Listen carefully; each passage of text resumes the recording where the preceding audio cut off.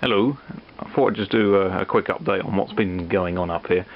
Basically I've been doing this little scene down here, which is going to be the town scene, which will be up here in front of these platforms and over the tracks. So what you'll end up with is a station building in this gap here, and then this is the road obviously for the station, and then houses and stuff. So what I've done so far is I've put down some polyfiller and to give sort of this road, and you can see it, sort of thickness to it, and then gone over the top of that with a quick bit of PVA glue, and then painted that with the sort of tarmac colour acrylic paint, and that's dried quite nicely and quickly to give this sort of cracked kind of tired out effect. And then I put some shinier bits in sort of here to show where bits have been resurfaced and redone. So here I've got a bus stop, and I've got double yellow lines as well and stuff, and then got these pathways. I just scribed lightly across the pathways and then painted them to make it look like they had some paving slabs and stuff, and I've done that all the way around. I've got these parking spaces here and everything.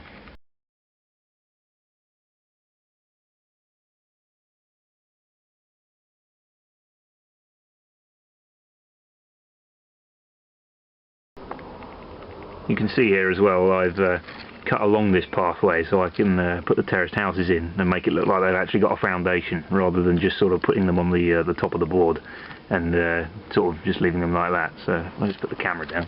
I'll show you what I mean. So this is the street, and then I've got these Scaledale houses from my old railway layout, and then they just slot into the little sections I've cut into the pathway. So sort of build it up, just add more houses, and then I had to cut a different one here for these bay window houses that I've got. They just sort of slot in, just have to watch the fence. Yeah, so they look like that, and then you end up with a nice sort of little street to go with the houses. And you can see, because I've got a nice thick sort of pathway and cut around it, the houses look like they're actually sunk into the ground, rather than just sitting them sort of on the surface like that, which doesn't look as good. I think it looks better if you do it like that.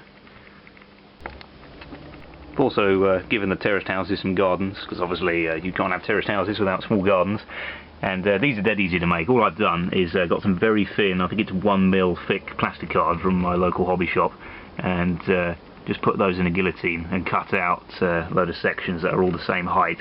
And then what I've done is I've got a load of matchsticks and cut a really small slit down the centre of each matchstick, but not all the way through, and then put those over the top of the plastic card, and then that holds each side together, and then I put a drop of glue on the bottom to secure them all in, and then you end up sealing the matchstick at each end and allowing the plastic card to stay where it is, rather than cutting loads of different sections. You imagine cutting a whole different rectangle out for each bit between all the posts, it'd drive you mad. So this is what I've done. It's come out quite well, and then I've just painted that with Tamiya acrylic paint, brown colour. Can't remember which one it was, quite a dark colour. And all I've got left to do now is add in some grass and stuff, and I've got some sheds and some greenhouses and stuff that I can add in there.